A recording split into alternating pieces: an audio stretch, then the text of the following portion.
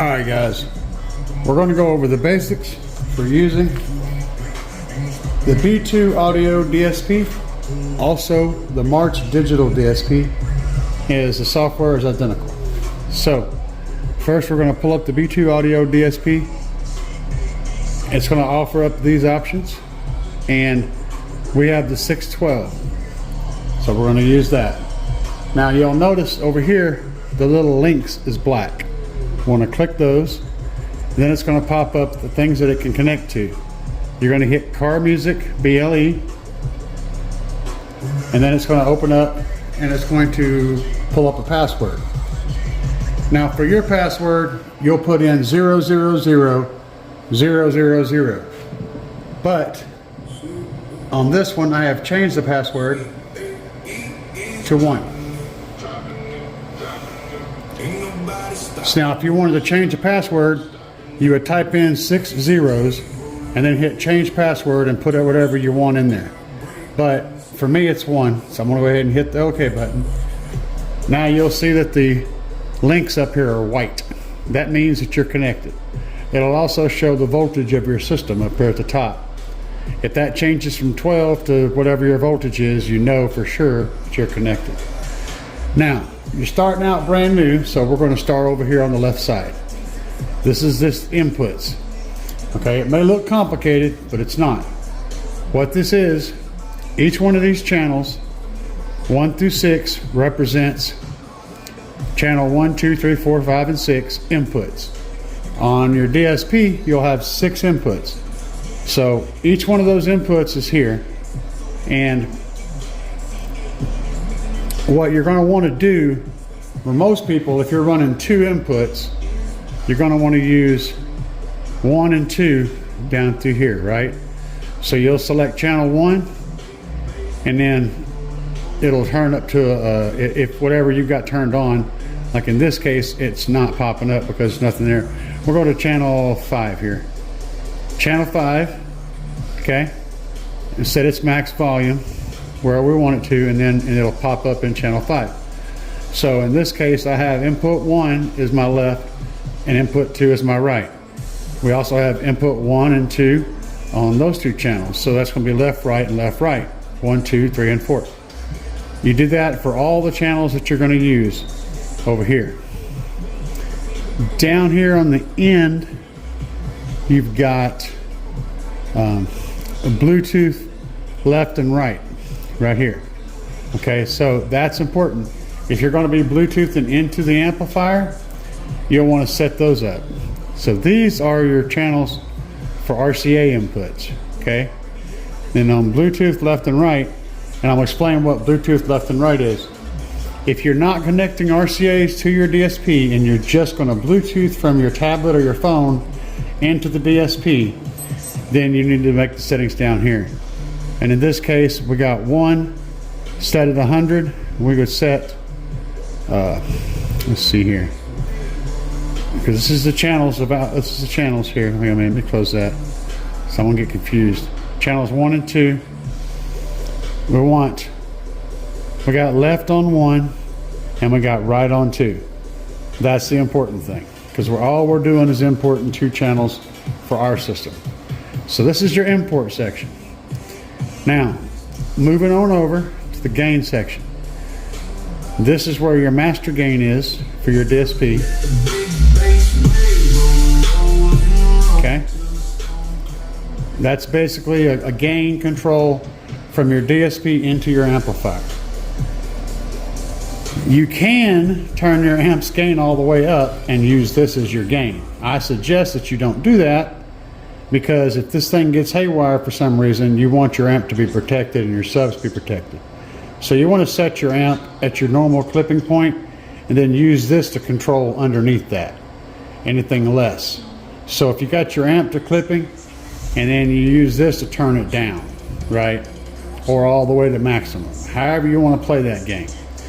Each one of these is a different slider for each individual speaker, each individual output from the amp, and there's 12 of them on this DSP. So you set those to where you want, and then that's that.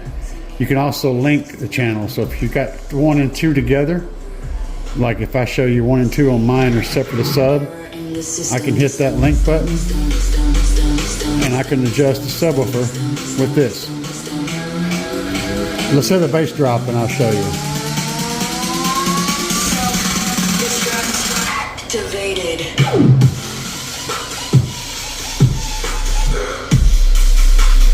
So yeah, you can see my bass comes in when I do that. But you can set any of your drivers up for those. So you can have one per driver or however you want to configure it. The crossovers. Now this is a very, very important part of your DSP.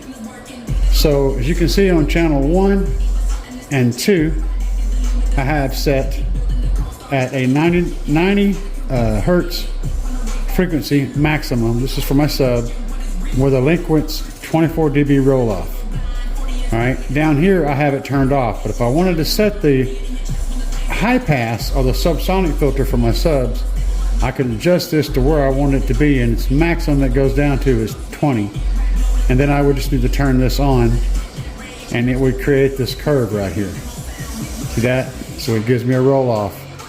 But we don't want that on, so I'm going to go and turn that crossover off, and then there's no bottom, there's just a top. And for 9 and 10 and 11 and 12, we're doing the same thing, except this time we're crossing over the low end at 80, so it won't play anything below 80. And then the Linkwitz Raleigh 24 dB roll off gives it that shape. So if I selected like a Butterworth 36, you see how it just drops straight down? Okay. And without getting too deep into this, the 24 dB roll off will give you a nice flat response across the crossover point if you use that on both. Now I'm using 80 on one and 90 on the other, so mine is going to have a bit of a hump right in this area, which I typically like that anyway. This is how you set your crossovers. You can do this for any of the channels.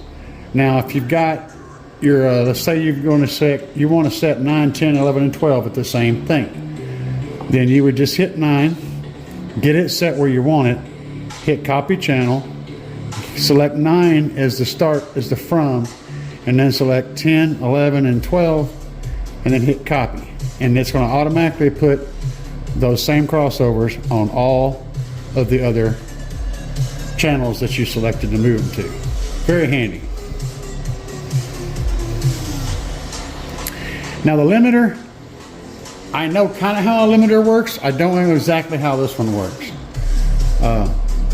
What the limiter is for though is to prevent spikes of sound that go above the normal range. So when you set the limiter, the threshold is how loud you want it to be able to get. The attack is how quickly it'll try to clamp it down, and the release is how long it'll wait after that sound before it lets the volume come back up.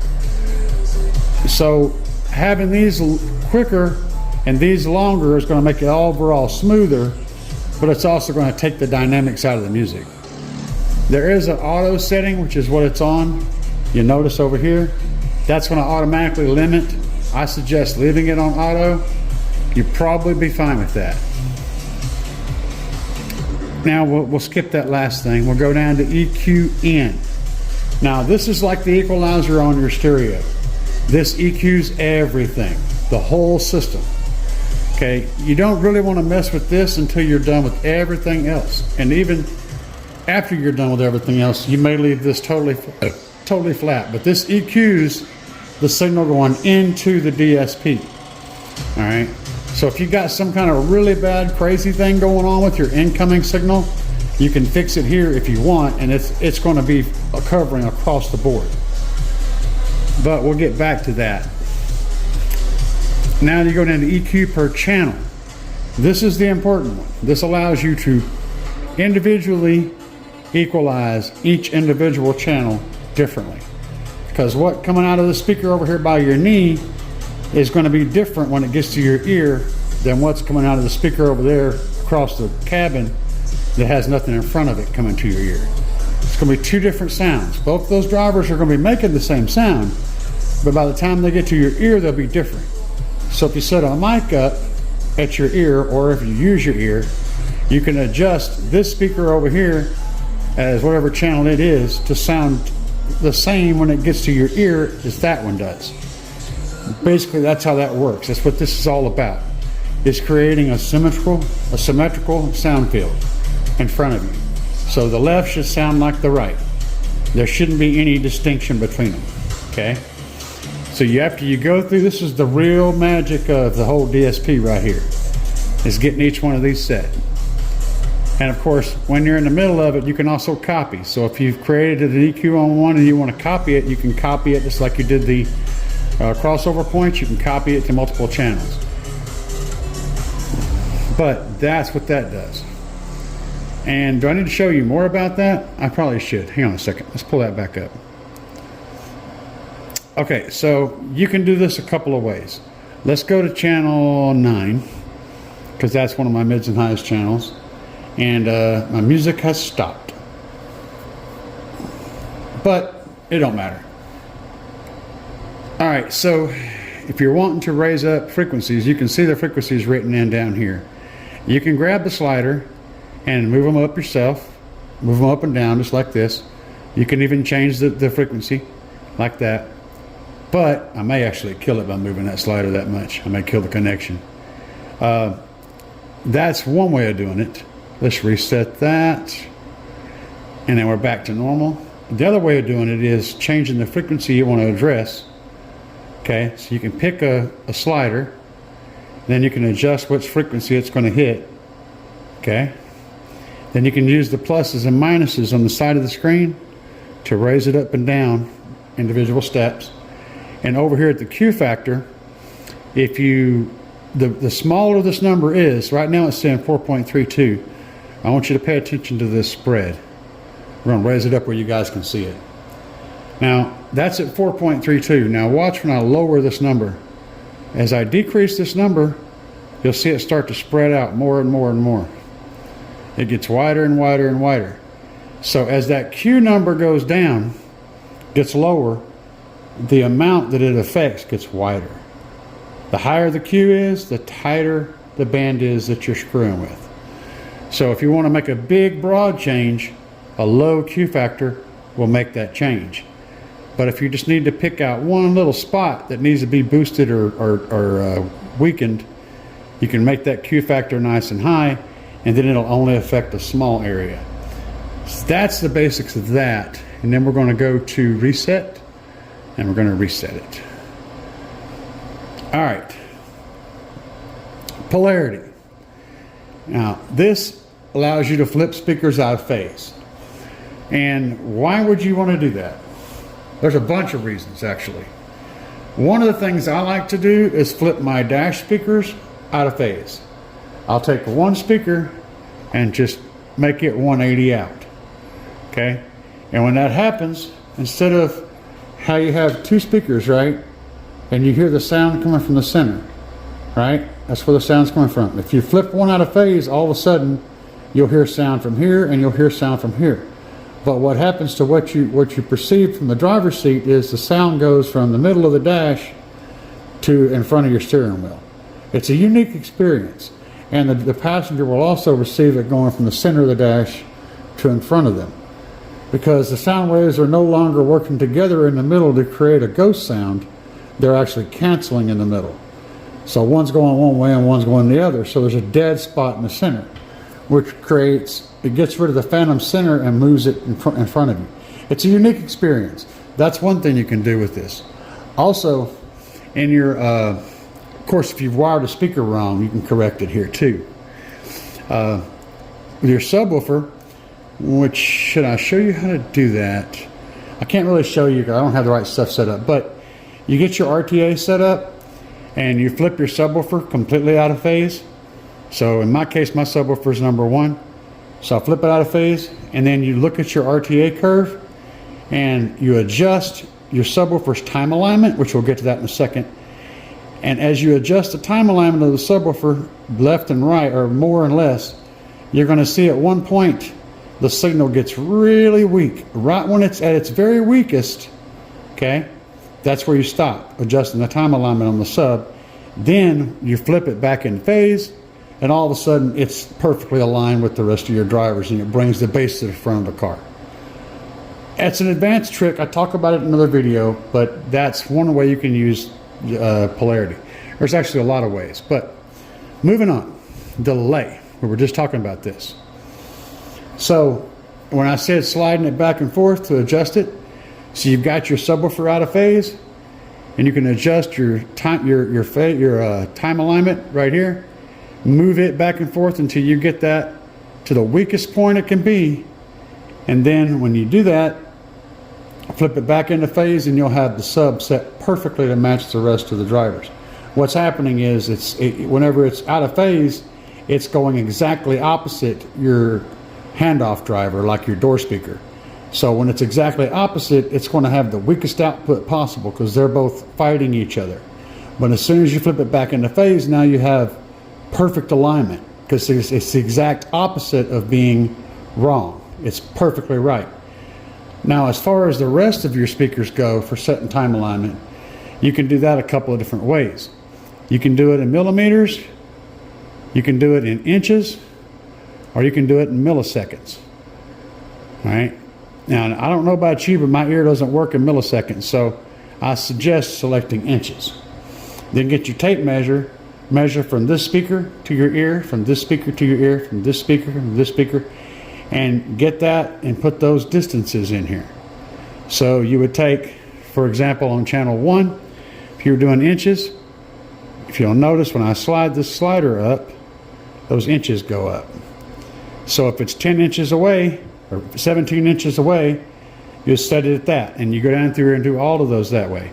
Each individual speaker, the door speaker, the dash speaker, the driver's dash, the driver's door, tweeter, whatever, and the subwoofer, I showed you how to do that one already.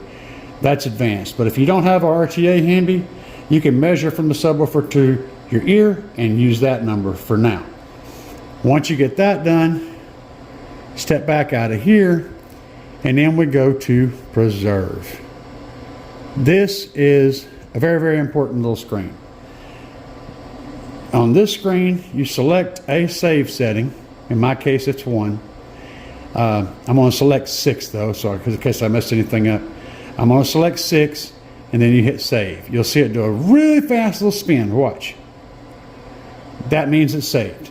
Now, if at any point in time you want to load that save back up, you just select it and hit the load button, and it loads it back. So bam, it takes a few seconds to load it, and you don't want to have your volume cranked when you do that, because sometimes it makes a weird sound. And it's loaded. We're going to go back to 1, and we're going to load 1. That's where I had everything saved at. So now once I've done that, I'm right back to where I started from. That's the basics on using the B2 or Marts DSP. And hopefully this helps some of you guys learn the basics on getting started. And there's a whole lot more to learn, but this will at least get you in the door. If you haven't done it already, slap that subscribe button, slap that like button, and share this video with anybody you know who's having trouble figuring out DSPs. Peace, guys.